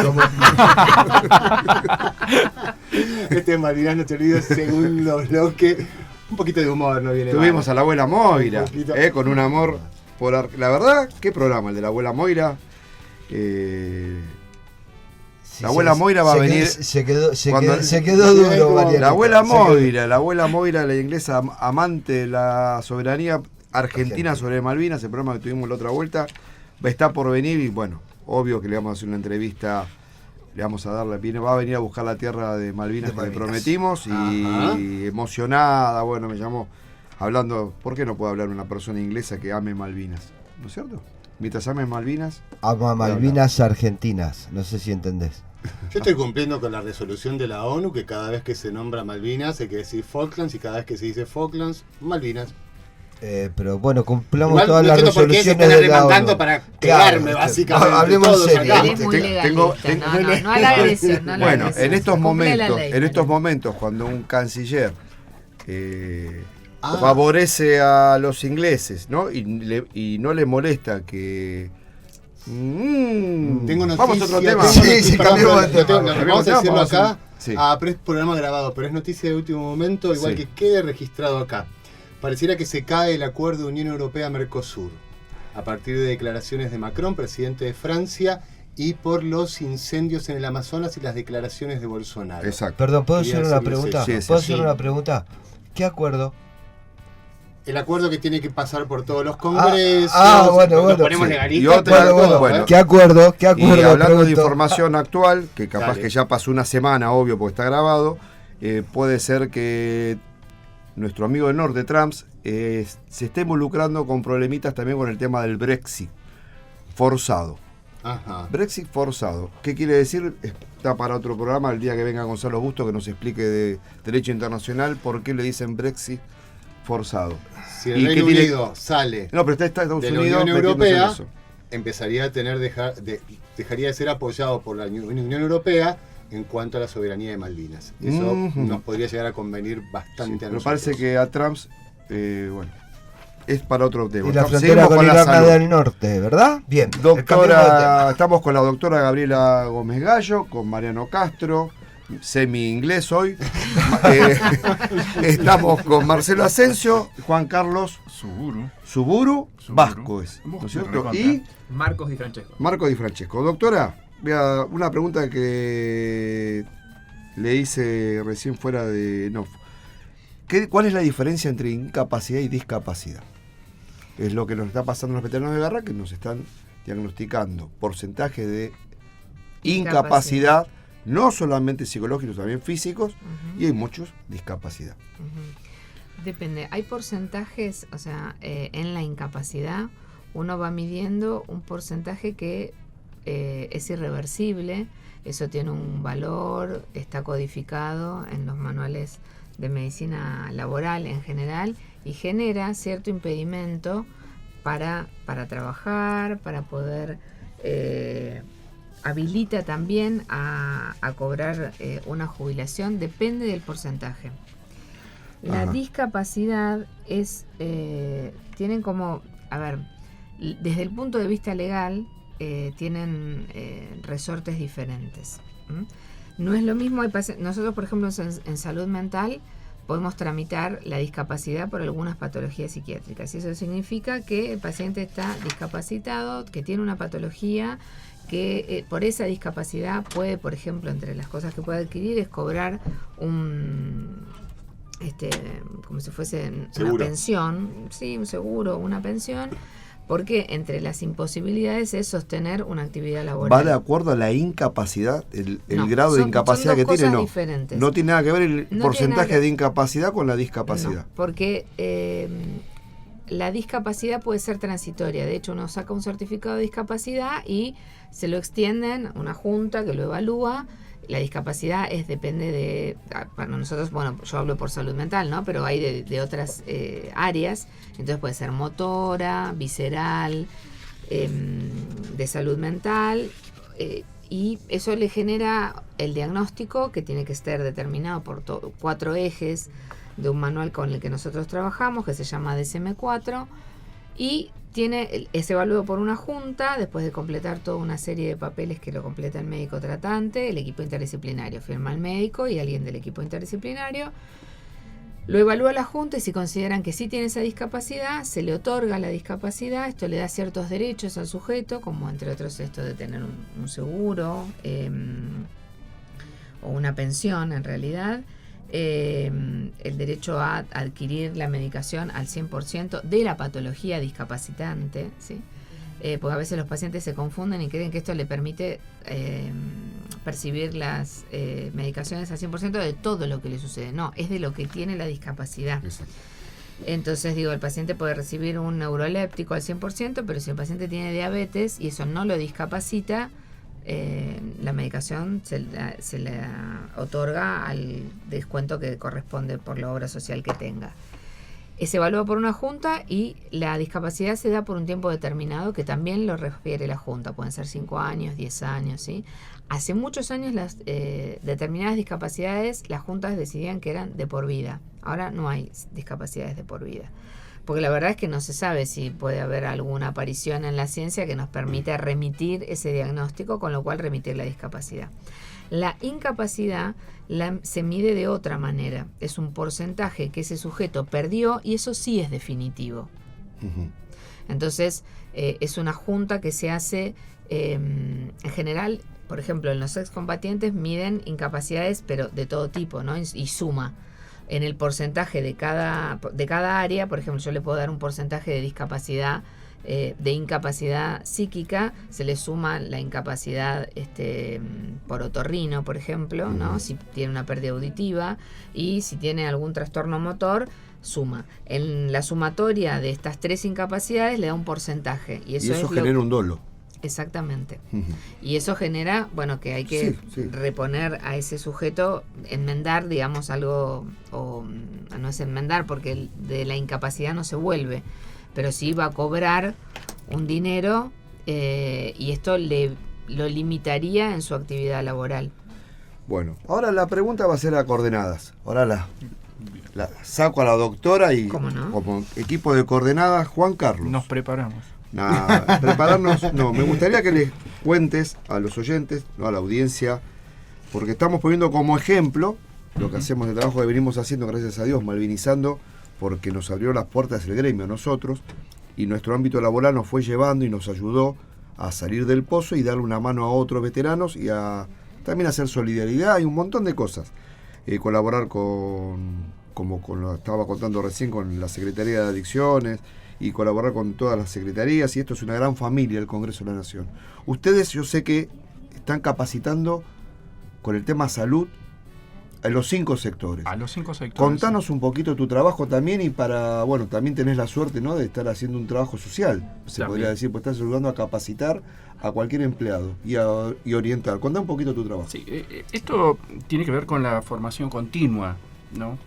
Como empleados legislativos nosotros fuimos a lo largo del tiempo incorporando mucho conocimiento y a través del trabajo que se viene realizando desde las distintas áreas de capacitación de todo el Congreso, voy a hablar de la DAS en particular, del Centro de Capacitación y Desarrollo Institucional. Para los que no conocen el Congreso, la DAS es la Dirección de Ayuda Social, que es nuestra obra social. Exacto. Y no es una obra social externa, es nuestra. No, es nuestra porque lo determina la ley 13.265 de 1948, que remite a una resolución de las 2 cámaras donde crea la Dirección de Ayuda Social para el Personal del Congreso de la Nación, que tiene representación cada sector a través de las elecciones sus representantes. Exacto. Perdón que repita, bien, pero perfecto, bueno, que los elige el voto de los compañeros, formando una comisión administradora que además da las directivas de cuáles son las orientaciones que debe tener para cada tema la Dirección de Ayuda Social. En salud, en formación laboral, en difusión, o sea, el tema de comunicación, que también está dentro de la órbita del CECADI. Acá lo tenemos a Marcos y Francesco, que junto con Sebastián Frassini, nuestro editor de todos los videos. Una de las carreras más hermosas que existen en la faz de la Tierra. Sí. Para mí, ¿no? Sí, la verdad que imagen y sonido. Yo estudié diseño, imagen y sonido en la UBA, me recibí ahora hace un par de años, y sí, la verdad que es muy linda. También hay otras carreras similares como dirección de cine y demás, pero más o menos todas tienen relación con lo que es el audiovisual. Muy lindos trabajos, te vemos por las redes, la verdad que muy buen trabajo, los felicito, lo que están haciendo, la verdad, excelente. Saben que me apasiona a mí tu trabajo, ¿no? Pero bueno, fotógrafo, vemos tus me gusta en la página, en la página de Facebook. Gracias a Dios, cuando la plata no alcanzaba, una de las cosas que me ayudó mucho fue el trabajo de trabajar de camarógrafo y fotógrafo. Bien. Amo ese trabajo. Nosotros tenemos una modalidad de trabajo como Centro de Capacitación y Desarrollo Institucional donde elaboramos todos los programas y todos los proyectos en conjunto con distintas áreas dentro de la DAS. Por ejemplo, con la Subdirección de Prevención y Cuidado de la Salud buscamos hacer y realizar campañas de concientización y otras actividades que estén enmarcadas dentro del ámbito legislativo, pero también que incluyan temáticas de salud de difusión. Hemos ido a geriátricos convenidos, donde hacemos, además de lo que hace Prevención y Cuidado de la Salud, de campañas de salud audiovisual, iba a decir, estoy re bien yo, visual. Te contagié. Bueno, viste, es así la vida. Hacemos tareas de recreación, hemos ido a cantarle con Miriam López, la doctora Miriam López. ¿Cómo te fue? Me saqué mentira. No, todavía no. Perdón. ¿Usted canta? ¿Canta, sí, señor? ¿Usted canta? Yo canto. ¿Qué canta? De todo. ¿Y tu tema favorito? Uy, mi tema favorito. Mira, tengo tangos, ¿Qué tango? un tango tinta roja, me encanta. En exclusiva, No, acá, ahora ni en loco. Malvinas, no te olvido. No se puede decir que no, estamos con Está combatientes. la para doctora, el final, para el está final, la para el doctora de final. salud Final, mental, final, así para que el final, ni en loco, exclusiva. métale. No. Ya lo tenemos, Tinta apalabrado. roja, Perfecto. claro. Avísenme cuando falten 3 minutos. minutos. ¿Todo completo querés? Sí. No, bueno, 2 minutos. Dale. Claro, poquito. Ahí está. No, Ahí está, dale. Bueno, vamos a Dale, esto. contanos. Vuelvo a la seriedad yo, porque soy... Ponete serio. Me pongo serio. Bueno, también tenemos actividades con los jardines, donde se difunde temáticas que tienen que ver con el cuidado de la salud, el manejo de las emociones. Trabajamos también con el área de salud mental, con la subdirección de salud mental, ¿no? Con la Sí. doctora. La doctora es una de las creadoras de los talleres de estimulación neurocognitiva. Es una de las creadoras junto con Aldana Morín. Exacto, las ¿no? dos. La Las licenciada Aldana ¿Qué es la Morín. estimulación neurocognitiva? Perdón, yo Es quiero saber. estimular todas las áreas del cerebro a partir de juegos, ejercicios, y fundamentalmente nosotros marcamos una diferencia en esos talleres, que es agregar la parte social. En los adultos mayores, en el envejecimiento, que aparece toda una disminución del tamaño tanto del cuerpo como de la cabeza, y ahí empieza la atrofia cerebral, ¿no? Se van perdiendo funciones. Y las primeras funciones que se pierden muchas veces son las cognitivas, ¿no? Pero lo social es importantísimo. Un adulto mayor puede socializar con su familia, pero tiene casi pánico, ¿no? O se pone fóbico a socializar con extraños. Entonces nosotros intentamos poner en el taller, y nos funcionó muy bien. Al principio hubo una gran resistencia, de dividirlo en 2 etapas, y en el medio hacer, con la excusa de un cafecito, que los 6, 7 integrantes, porque son de espacios reducidos, puedan socializar. Y eso la verdad es que nos permite que ellos también tengan como referencia un ámbito para otra cosa que no sea la salud.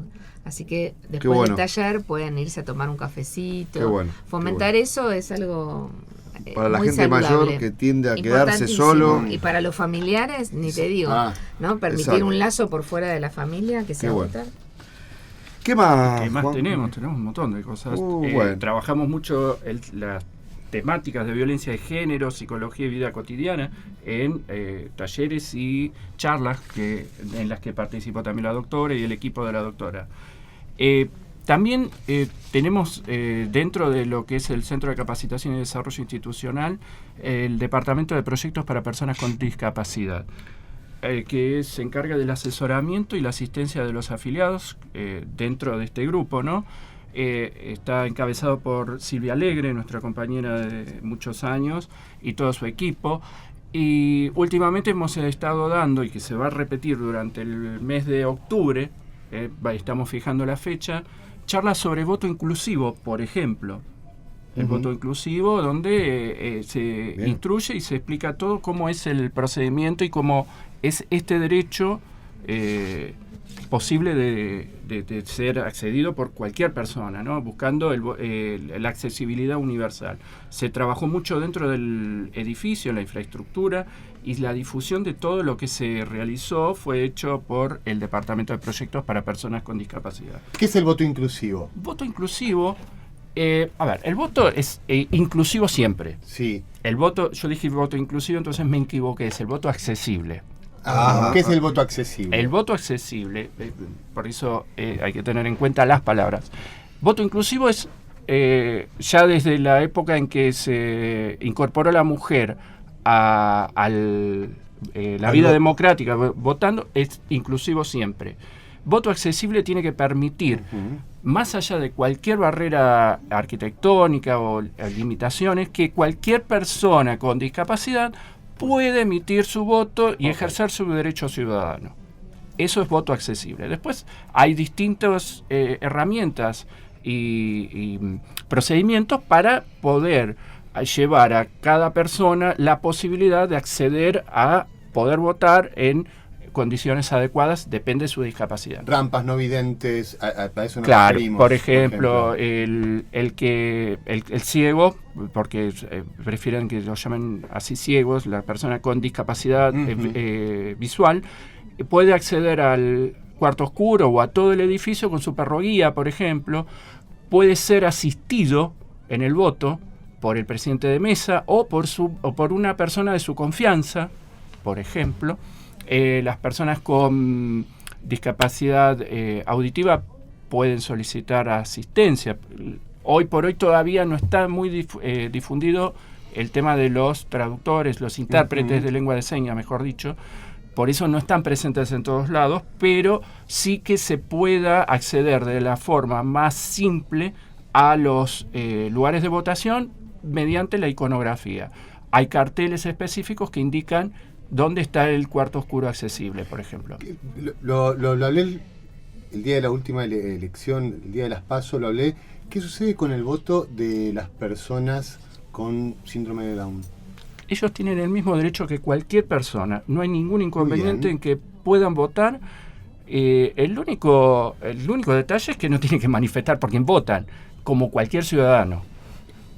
¿Entran solos al cuarto oscuro? Entran solos al cuarto oscuro, salvo que ellos pidan asistencia.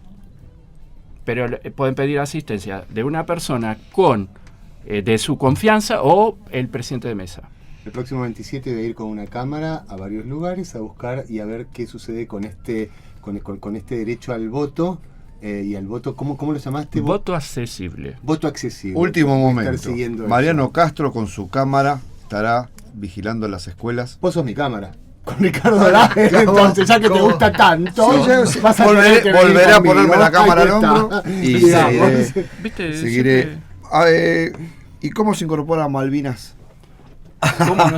Coordenadas. ¿Cómo yo me acuerdo. Nos cruzamos una vez acá en la puerta. No. Nos cruzamos en la puerta. Pero y después empezamos a hablar. Pero yo siempre los escucho mucho BCN Radio. Mandaste un saludo. Y un día sí, estaba escuchando a la doctora Gabriela que hablaba del estrés postraumático y digo, upa, todo esto me pasa a mí, dije. Y mandé un saludo y ahí empezó este gran amor entre nosotros, que no, la verdad, muy buen programa el que hacen y nos ayuda, la verdad. Gabriela... Siempre nos nombran, se los queremos agradecer. Sí, mucho. Sí. Sabemos eso, muchísimas gracias. Y aparte el interés que generaste vos, Marcelo, Miriam, la doctora, con el tema de Malvinas, bueno, ya cuando surjan los trabajos que vamos a ir haciendo, todo va, pero bueno, siempre nos dieron mucho afecto, mucho cariño y siempre están contando con nosotros para algo. Eso es importante y bueno, lo que estábamos hablando. También nos gusta que nos... Marcelo. Me quedó una pregunta colgada para la doctora, ¿puede ser? Sí, cómo no. El tema del estrés postraumático, ¿sí? ¿Puede tener riesgo de algún otro problema de salud mental? No de otro problema de salud mental, puede tener riesgo de suicidio. No es que tenga riesgo de otra patología concomitante, eso es lo que quiero decir. O sea, quiere decir que la persona puede ser peligrosa para sí mismo o para otras personas, para terceros. Sí, porque puede desencadenar un brote psicótico. Alguien me dijo una vez... esto se asocia, al consumo de sustancias, por ejemplo. Un profesional, que no lo voy a nombrar porque no me lo autorizó a decirlo, pero hace mucho siempre me quedó algo que me dijo, dice, hay una diferencia entre ustedes y los soldados de Vietnam. ¿Cuál es la diferencia? Porque se fue a hacer un curso allá y dice nada que ver el estrés postraumático bélico suyo con el de ellos. A ellos los entrenaron para matar a su perro o capaz de matar a una criatura en un caso que sea necesario, porque las guerras fueron distintas, ¿no? La guerra de Vietnam, ya sabemos, no hace falta que mirando las películas ya uno se da cuenta de lo que es. Ustedes fueron a una guerra donde fueron a defender su casa y es totalmente distinto el estrés postraumático bélico de una persona que fue al Golfo que a ustedes. Me quedó, ¿no? Es como que te digan, vos no fuiste preparado para ser asesino, ¿no? Y esa es la diferencia de que dice, por eso hay tanta cantidad de suicidios y no vas a ver ningún caso de un veterano de guerra que agreda o mate a otra persona. ¿Nos queda para un futuro programa? Sí. Malvinas no te olvido, coordenadas, Malvinas no te olvido. Hablando ahora de suicidio, han crecido drásticamente los índices de suicidio en nuestro país, sobre todo en adolescentes, a partir del año 2001. Drásticamente es muchísimo, sí. Entonces quizás podríamos hacer un programa sobre eso. Tiro esta idea, recojan el guante, bueno. Y ahora sí, ahora me están haciendo 2 minutos y se viene el tango a capela. Y con ese tango nos retiramos. Un abrazo grande. De hinchada, me acompaña. Un abrazo fraternal y la verdad se los dedico. Esto fue Malvinas no te olvido y nos estamos yendo con un tango de Juan Carlos Suburu. Muy bien. El vasco para nosotros. Por supuesto. Dale. Exclusivo. Perdón, nada de vasco francés, Marcelo Asensio. No. Vasco. Es uno. No existe vasco francés. ¿Es uno? Es uno. Dale. Bueno. Paredón, tinta roja en el gris del ayer, ilusión de ladrillo feliz, sobre mi callejón, con un borrón, pinto la esquina. Y el botón que en el ancho de la noche puso al filo de la ronda como un broche. Y aquel buzón carmín, y aquel fondín donde lloraba el Tano, su rubio amor lejano que mojaba como mí. ¿Dónde estará mi arrabal? Ay, me olvidé la letra. ¡Bravo! Eso fue pánico escénico. Lo empezó a grabar la cámara y se fue. Señores, esto fue Malvinas No Te Olvido. Nos vemos el próximo viernes. Nos vemos, nos escuchan el próximo viernes. Y gracias, Coordenadas, por estar. Gracias por bancarnos. Hasta luego. Gracias. Chao.